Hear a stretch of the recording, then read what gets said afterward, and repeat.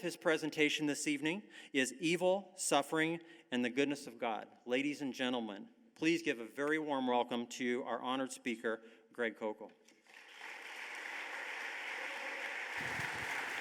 Thank you. Thank you so much. Wow, thank you so much. I'm all tired out just listening to that. My goodness, that's great. Siri not available. Wait a minute, I hit the wrong button. There we go. I have two daughters, which is not particularly unusual. They're 11 and 8, and that's not particularly unusual until you look at me. I'm an old guy. And some of you are wondering, how did that happen? Well, first of all, I need prayer. You can help me with that. Some of you are thinking, what's that guy going to do when that 8-year-old becomes a teenager? If I'm lucky, I'll be dead by then. That's what I'm... But when my 11-year-old was about 8, she came to me and she said, she was baptized as a 6-year-old, loved the Lord, still does. But when she was about 8, she came to me and she said, Papa, how do we know that God is true? In other words, why should we believe in God? Now, she's got the what down, and now she's getting old enough to ask the why questions. And now I'm the apologist. I'm the professional guy who has all the answers, you know, but how am I going to answer my 8-year-old at the time with a question like that? And so I thought about it for a few moments, and suddenly this thought came to mind that as I reflected on it, really captured my own reasons why.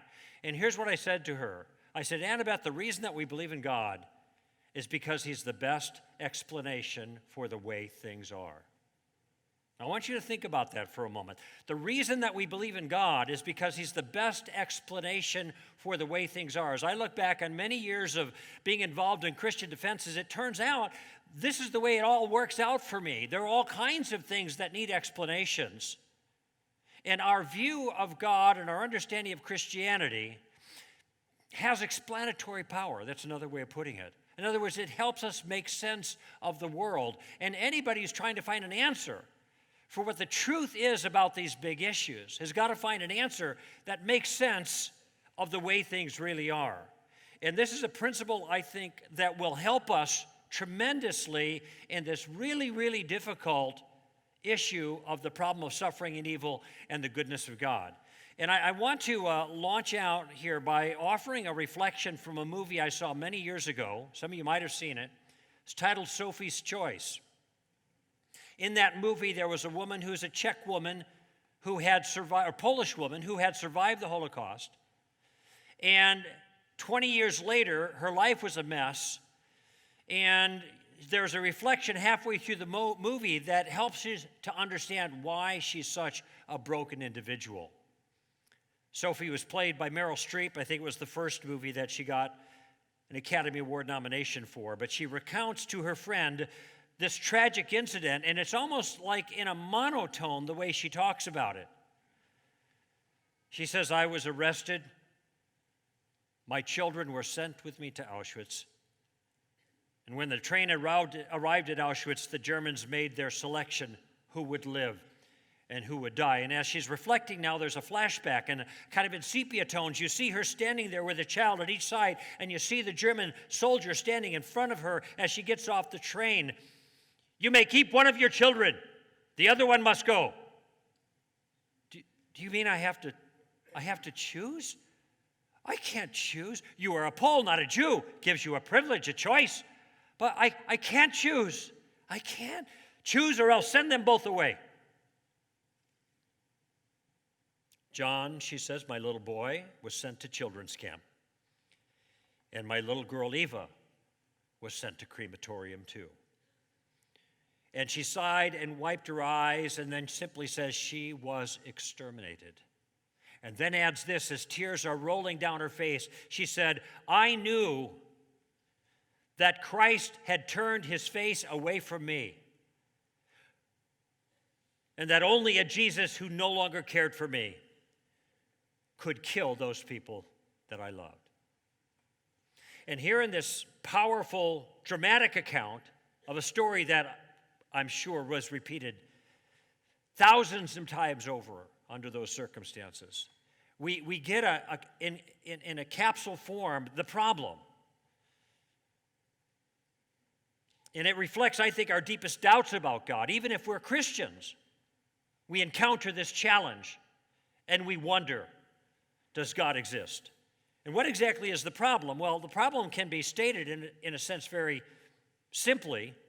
If God is absolutely powerful and he's fully, entirely good, then he would have the power to get rid of evil if he wanted to. And if he was good, he would want to get rid of evil. But here it is. The world is just chock filled with evil, and therefore God probably doesn't exist at all.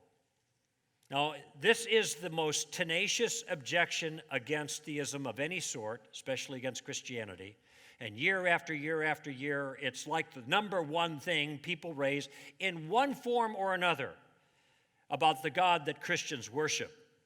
And it not only is it a deal breaker for a lot of people, but it's also a very aggressive attempt to disprove Christian theism. Because the attempt is meant to show that there is a contradiction in the middle of our worldview, and if our worldview entails a contradiction, it is dead on arrival. So this is a very aggressive challenge if it succeeds. But I want you to see something here. The problem of evil is not just an intellectual problem the way I stated it, the way philosophers might engage it. It's not just intellectual. It's personal.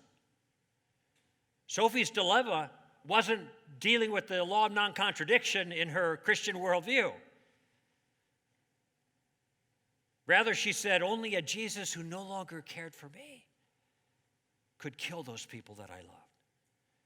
And when you and I face tragedy, and when we're torn with anguish and we cry out, where is God in my own life? It's not intellectual, it's not rational, it's personal. Bertrand Russell, the great 20th century British philosopher and atheist, said, how can you talk about God when you're kneeling at the bed of a dying child? You know, the first time I heard that, I thought to myself, and I've been around for a while, I thought to myself, if somebody said that to me, I don't know how I'd answer it. What Bertrand Russell said, the way he put it, has such rhetorical force. How would I deal with that? So let me be clear about something from the beginning of this presentation. Given that the issue is personal, not just intellectual, I am not addressing this problem tonight as a philosopher or as a theologian. I have advanced degrees in both fields, but that's not how I am approaching this. I am approaching it like you approach it. I am approaching it as a human being who's got to make sense of his world. Because I look around the world and I see the same things that you see. And I wonder, how could this be? And so as a human being, I've got to make sense of the problem of evil. Not as a Christian, but as a human being. And let me tell you why that's significant that you see that. Because it's not just the Christian or the theist that has to solve this problem. This isn't a religious person's problem. This is a human problem. And every person is going to deal with the world around him and try to make sense of it, has got to deal with the problem of evil. That is, he is going to have to find a way within whatever belief system he has to make sense of this difficulty. He's going to have to find a way to answer it, whether it's a religious view or a non-religious view, whatever worldview it happens to be. And I know that there are a lot of people who don't believe in God because of the problem of evil. And they've experienced something awful, or something happened to a friend of theirs or a family member, and they said, forget about it. I'm getting rid of God because I can't believe in a God who would allow that to happen to me. But if that's your situation, look at it. I understand it. I get it. But I want to make an observation. You have not solved the problem of evil when you get rid of God. You have gotten rid of one possible way of answering the problem of evil. But the problem is still there because all the evil that you saw before that you used to complain about God is still there now that God is out of your system. Now what? Now what are you going to say? And so as I approach this human problem, I want to provide an answer the best that I can. And I want to provide the best answer I think that's available, even if there are a lot of loose strings that are remaining hanging, which is going to be the case. Can't resolve everything in 40 minutes here. But I'm going to do the best that I can to make sense of this issue within the context of the Christian worldview. Because I think the Christian worldview has the explanatory power to make sense of the... It not only has the power to make sense of a solution, it makes sense of the problem. And there are a whole lot of worldviews that can't even make sense of the problem itself. And I'll get to that in just a moment. But here's what I want to show you. I want to show you that the answer to the problem of evil is not atheism. It's just the opposite. The answer to the problem of evil is God. Specifically, God in Jesus on a cross at Calvary. People say, well, where is God? And my answer is God is right in the thick of it. And that's what I hope you see as we talk tonight. Now, the way I've structured this is I want to make some points to simplify the issue. That is, I want to observe the problem itself and show what we could discover just from looking at the problem. And then I want to talk about how in the Christian way of understanding the world, there is no contradiction. And then I finally want to show what God is actually doing about the problem of evil. So let me make a couple of points just to launch this enterprise. That is, these are points that are points of reflection on the problem itself that help us begin to find an answer. And here's the first point. You can write this down. Evil is something. And you're thinking that is really profound. Well, it is profound. Now, why is it profound? Because there are a whole lot of people in our culture right now, especially young people, who have a point of view about morality, that when it comes to questions of right and wrong, there is no set of rules that govern everybody. It's just a matter of personal opinion. Each person has their own moral point of view. You have your own views, you have your own beliefs, you have your own preferences, and that's all you can say about it. And this is why people say, who are you to push your morality on me? Because they're acting like morality is like ice cream. You know, everybody's got their own flavor, and who are you to push your flavor on me? It's called moral relativism. Now, maybe the moral relativists are right. Let's just say for the sake of discussion. I don't think so. I think there's an objective, maybe you would call it an absolute standard of morality that applies to everybody. Morality is more like gravity than it is like ice cream. You know, it's there whether you like it or not. But a lot of people think that's not the case. All right, fine. If you're here tonight and you're a relativist, you're welcome to your relativism. But you are not welcome to the problem of evil. Because think about it for a moment. What is the complaint in the problem of evil? Is the complaint not simply that there is so much evil, watch the words, in the world? The evil out there, the real evil. How could God exist if there's real evil in the world? Well, listen, if relativism is true, there is no real evil in the world. There's no right, there's no wrong, there's no wickedness, there's no goodness. There are just different people who have different points of view about it, or maybe it's cultures that have put together their little social contract, or maybe it's evolution that has tricked us into thinking things are right and wrong when in fact they're not really that. If relativism is true, then the problem of evil evaporates. Like a guy who said, I wish the government would do something about all those elephants. So what elephants are you talking about? The elephants in my own mind. Well, if they're just in your own mind, I don't know what the government's going to do about it.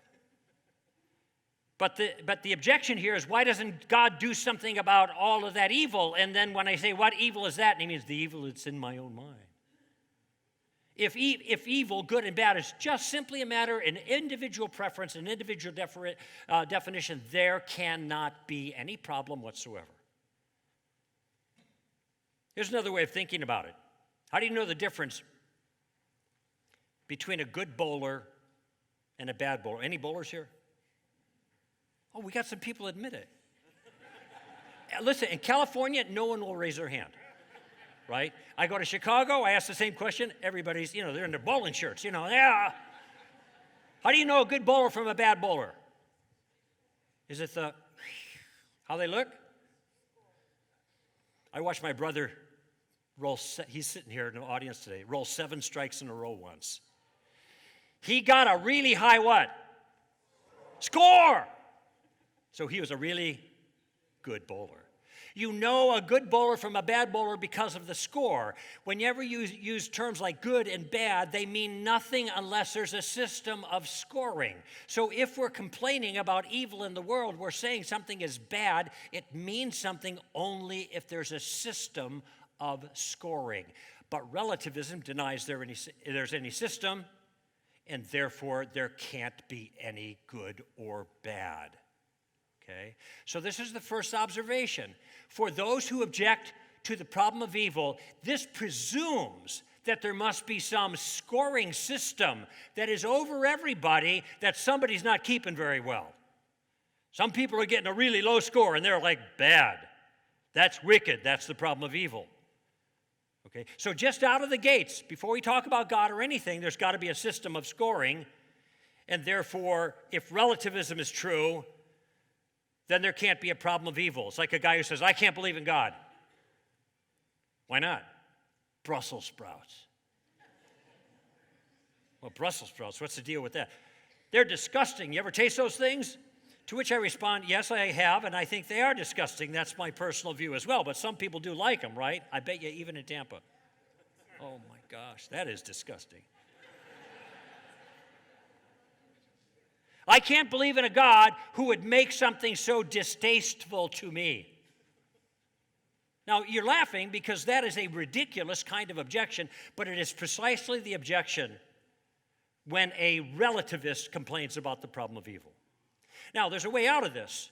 The relativist can either hold on to his relativism and abandon his objections about evil, which evil can't exist on that view, or he can acknowledge the obvious problem of evil and abandon his relativism, but he can't have it both ways.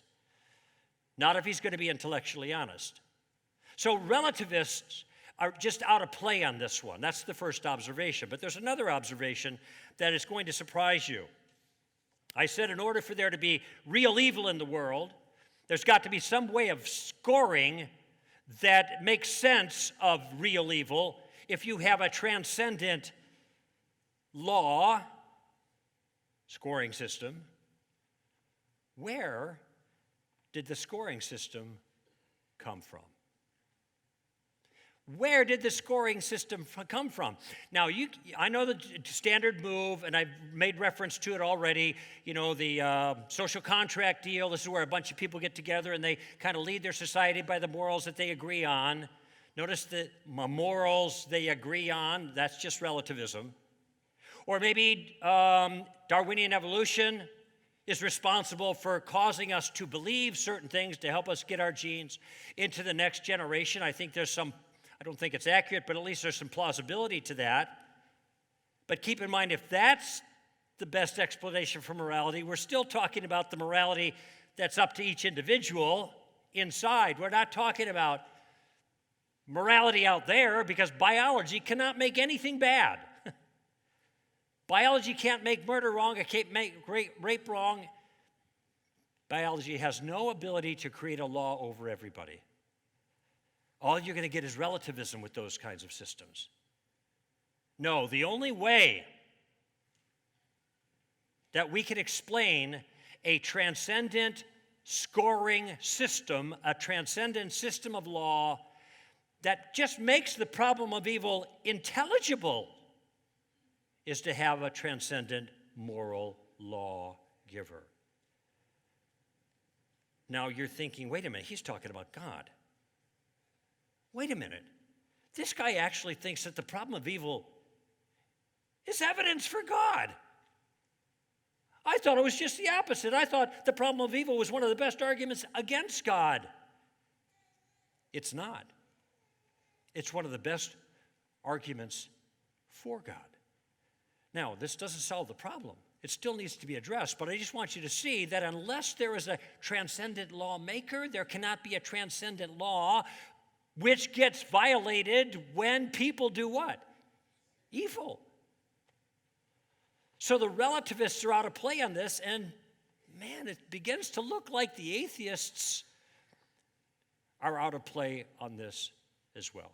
Now, if you disagree with me, that's fine, but I just want you to do something just for yourself. You don't even have to tell me about it. You have to explain to me how, on an atheistic worldview, you can have a morally principled objection against anything. You can have a personal objection. Are you saying all atheists are murderers? No, thank God they're not. I'm saying they are allowed to be by their system. And that's why the greatest murderers of all history were all atheists. I'm not trying to badmouth a group of people. I'm trying to show you that ideas have consequences.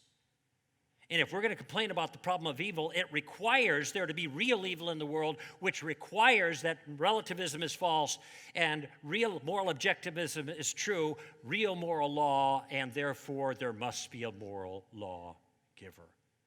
Look, you can go 35 miles an hour on the street out in front here. But if there are no statutes governing that, you are not keeping the law. You're just going 35. Now, what if I came to you and said, listen, I have this feeling that 35 is the limit. And you say, so what? Well, I was evolved to believe that 35 was the limit. And you say, so what? Doesn't have any burden on you at all. No, there's got to be an authority that's adequate to the task to pass the law that makes the difference. So evil is something, which means that morality is real, and it would have to have an author. That's just the first observation. Second observation. And this relates to a comeback now. Well, if evil is real, okay, then that means God must be responsible for it because he created everything, and evil is a thing, and therefore God created evil. And there's a point there. Okay, so here's the second point. Evil is something, first point. Evil is not some thing. Second point.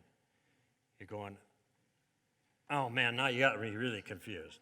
What do you mean it's not something? And what I mean is that it's not something. Did you ever eat a donut hole? I don't mean those like little gut bombs you get after church, right? You have them here. I mean the donut hole. And you're thinking, how can you eat a donut hole? Because there's nothing there. Exactly right. The donut hole is where the donut ain't.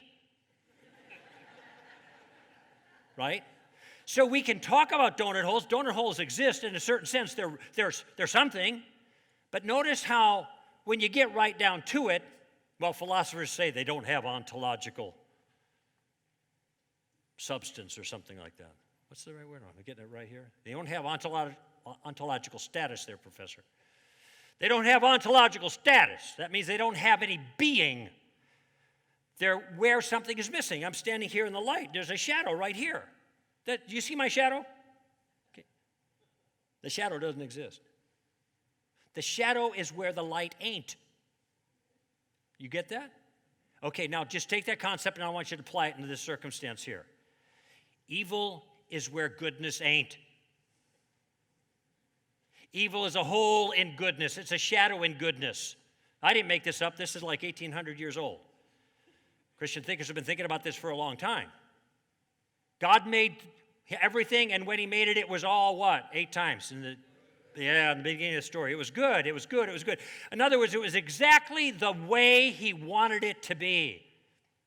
Just the way his noble mind intended, and then something happened, it got broke. And goodness leaked out. Think about the words that we use for harm or evil or something like that. Impurity presupposes purity that has been corrupted. Unrighteousness. Even the New Testament word, Professor Bach, you can correct me if I get this wrong, hamartia, means missing a mark, falling short in some way. And so even our language captures this notion. Now, this is important because if evil isn't something, then it wasn't created, and therefore it didn't need a creator. It needed a reason for the condition, and I'll get to that in a moment. But God's not on the hook for this one. So, okay, all right, if it's evil something, but it's not something, then where did it come from? Now, at this point, up to this point, I've simply been making an observation that anybody can make with any worldview, given the objection. You know, given the objection of evil, relativism out, atheism is going to have a really hard time making sense of objective evil that's in the world. And evil's not something, it's a privation, okay? But now if I'm going to explain where this privation come from, I have got to step into a story. I've got to step into an explanation of reality. And every single worldview, every single religion is a story. It's an accounting. I don't mean it's a fable or fairy tale. I mean it's an accounting of how the world actually is. So I'm going to show you how we answer that as followers of Christ. Just like I said to my daughter, it's the best explanation for the way things are. We've got an explanation. Where did this evil stuff come from? This is my third point. It's an intruder. It was not created by God, it was caused by man. Now I want you to think about something. A lot of adults here, parents, grandparents, you got kids. And you tell your kids, do this, don't do that. Because you're trying to guide them in life about things that will work in life. And when they disobey, tell me if I'm wrong, when your kids disobey, they generally break something. Might be a vase or a plate. It might be a tool. Might be a relationship. Some things that they break can be fixed. Some things they break can never be fixed. When God made man, he gave them a world, and he said, do this, don't do that, because he knows how the world works. And when man disobeyed God, they broke the world. They broke their relationship with God. They broke their relationship with each other. They broke their relationship with themselves. Everything changed when man rebelled against God. Now, this is what the Bible calls sin. A lot of people don't like that word. Okay, you don't have to use it if you don't like it. How about this? Rebellion. Because that what is exactly what it was. Man rebelling against his sovereign, his rightful Lord. And that had consequences then and now. And evil is the result of sin and rebellion. And we live in a world that is broken, and a broken world produces broken people and broken circumstances. And this brings us to the heart, I think, of the alleged contradiction. Because now we've seen a little narrative of how this works out, but still you haven't solved the problem. If God is really good and God is really powerful, how could he allow evil in the world? Because a good God would not allow it. A powerful God would be able to not allow it. So you're still stuck. So I want to talk about that for a moment. How is it that we live in a world, if your God is really there, as you're suggesting, that can be this way? And I'll tell you quite simply, it's not complicated. It's not even particularly clever. God made a creature, human beings, to be in friendship with him. And in order to be in friendship with him, he gave them something that he gave no other creature. He gave them moral freedom. None of the other creatures had it. None of the other animals and the rest of the created order. He gave them moral freedom. He dignified man with the privilege of making choices. That's a good thing. But something good makes something bad possible. And by the way, we are all familiar with this. Anytime we give anything good, that good thing that we give that is good makes possible something bad. That good thing can be broken in some way, abused in some way. Automobiles are good things, but they kill people. Medicine is a good thing, but it can be overdosed. And God does something good when he gives man freedom, but man used the freedom not for good, but to betray his friendship with God. And that broke the world. Now, someone might be thinking, well, wait a minute. Why? God's pretty smart. Why doesn't he just make morally free creatures who can't go wrong? How about that? Okay. Well, I addressed this problem a number of years ago. I was in the Ukraine at a Christian university there teaching for a couple of weeks. And I got to this particular point, and I was trying to explain this to the students. I had a translator, and in the front row was a big guy named Vitaly. Now, that was hard for me to say, so I just called him Vito, because I'm from Chicago, and he looked like a gangster to me. He was a big guy. So I said, Vito, come on up here. I said, see this paper clip? Can you take this paper clip and bend it into a square? He said, da. He bends it into the square. There you go. That's pretty good. Okay, Vito, can you do one more thing? Bend it into a circle. Da. And so he's working on it a little bit. Now, you know, since it was just a square, it's going to be a bit of a bumpy circle, all right? But I had some grace for him, you know, and he did his little circle thing. I said, okay, good. Now, one more last thing. I want you to bend the paperclip into a square circle. Niet. What do you mean, niet? You're a big guy. You're strong. Are you telling me you can't bend this little paperclip into a square circle? Of course, you understand that this has nothing to do with power.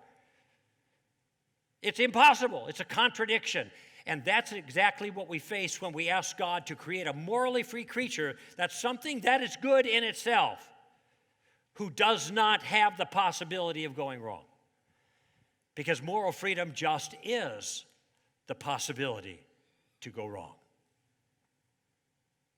And so in doing something good, God takes on a certain liability, but apparently he thought it was worth the risk.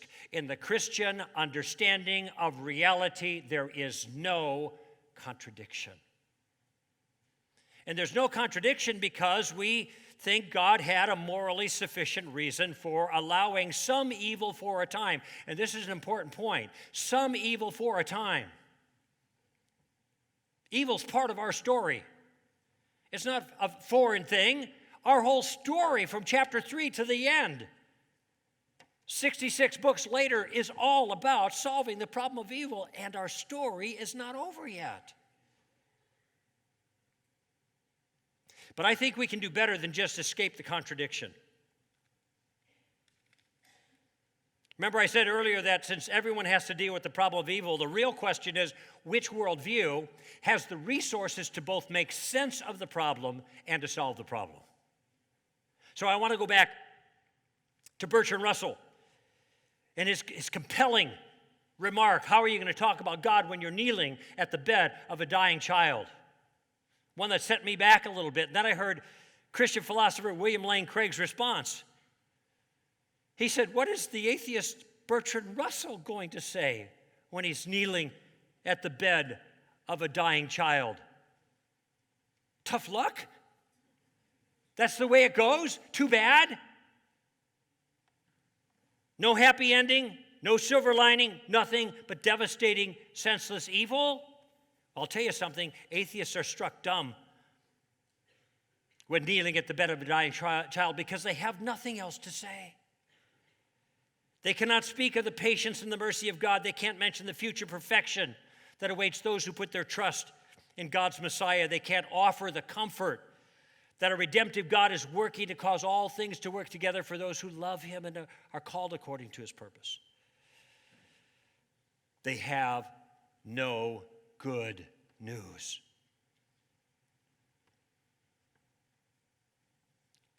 Christians, by contrast, have a lot to say, and I got 60 seconds here. I wanted to speak just to Christian.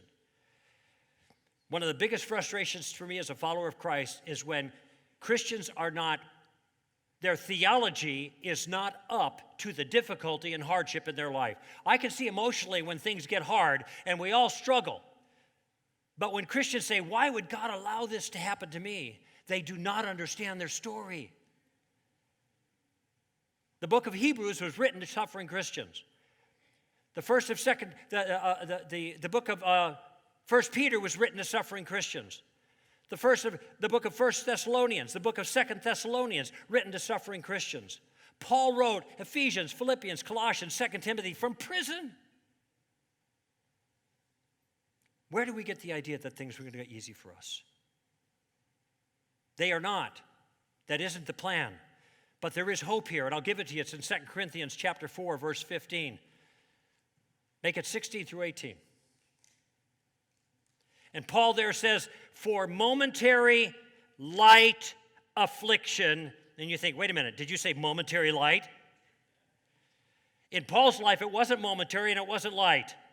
In our lives, maybe it isn't momentary and it isn't light, but Paul was thinking about something else. He said, for momentary light affliction is producing, watch the verb, it's the affliction that is producing an eternal weight of glory, far beyond all comparison.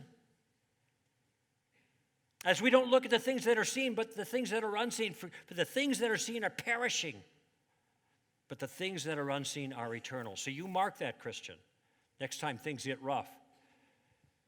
God's using that for his glory and for your glory, an eternal weight of glory for you. So finally here, in just the last few minutes, what is God doing about evil? You see, we can explain it. We can make sense of it. It's part of our story. It fits in. And we have a God that's acting. So what is he doing about evil? First thing is he's given institutions that are meant to mitigate or limit the impact of evil in the world. There are 3 of them. And it's not surprising, by the way, that every single one of these institutions are under serious attack today. And insofar as these institutions falter, there is going to be more evil in the world. The first institution is the family. I don't have to say anything more about that, do I? Jesus put it very plainly. Matthew 19, one man with one woman becoming one flesh for one lifetime. One man with one woman becoming one flesh for one lifetime. You deviate from that, and the one flesh thing is just sex, just in case you weren't sure about that. That's where the sex belongs, in that kind of relation. You deviate from that, you get destruction, period. And this applies more to heterosexuals than it does to homosexuals. Just in case you think you're out from under it because you're not gay. The second one is the church. The church is the second line of defense against evil in the world. The third is the government. The chief responsibility of government is justice, punishment of evildoers, and the praise of those who do good. And when the government gets it upside down and punishes the people who are good and praises the evildoers, you got trouble. More evil in the world. So we have family. We have the church. We have the government. Those are things God is doing. The first thing that God is doing to alleviate evil in the world. Secondly, is God has given his Holy Spirit to deal with the evil in your own lives, okay? Now, we like to look out there. All this evil in the world. All this evil in the world. Oh, look at all that out there. Whoa, take a look. There is no evil in the world. It's just a bunch of evil people. Well, I'm no Hitler. Good. One was enough. But you know Jesus Christ either, and you're probably a whole lot more like Hitler than you are like Jesus. You care about the evil in the world, then why don't you start with yourself? That's a big job, I know it. God has promised to give you help. He will give his Holy Spirit to anyone who asks to help them with the evil in their lives. It's 43 years and 3 days ago, I became a follower of Christ, and I'm still in the midst of this, the throes of this process of transformation, but God will help you there if you care about the problem of evil. That's the second thing. The third thing, He's got institutions, the Holy Spirit. Number 3, there will come a time when God will remove every remnant of evil from his creation. He will restore perfect goodness to everything. You think, hallelujah. I want that to happen right now. Well, just keep in mind, as C.S. Lewis pointed out, when the author walks on the stage, the play is over, right? So if Jesus were to come tonight at midnight and deal with evil, he's going to do a complete job. Where would you be at 12:01? You see, our hands are on the smoking gun. It's our fingerprints there at the crime scene. We're the ones who are guilty. Jesus isn't going to come tonight, probably. There's a reason for that. And it's the 4th thing that God has done. He has sent his Son to die for evil people so that they can experience mercy instead of justice. One woman went to a photographer. She said, "Photographer, this picture doesn't do me justice." He said, "Honey, you don't need justice. You need mercy." I don't want justice. I want mercy. 2 Peter writes, people are complaining, where's the promises of his coming? For ever since the fathers have fallen asleep, everything has continued just as it went. Jesus isn't here. He hasn't come for thousands of years. He's not ever coming. Peter says, no. God is not slow about his promise, but he is long-suffering, not wishing that any should perish, but all that come to repentance. And so it may be that the reason Jesus hasn't returned yet is because he's waiting for you. Because if he came tonight, you would be under his heel. He came once as the Lamb of God. He's coming as the Lion of the tribe of Judah. Back in the Jesus movement, we had a joke, good news, bad news. Good news, Jesus is coming again. Hallelujah. Bad news, he's mad.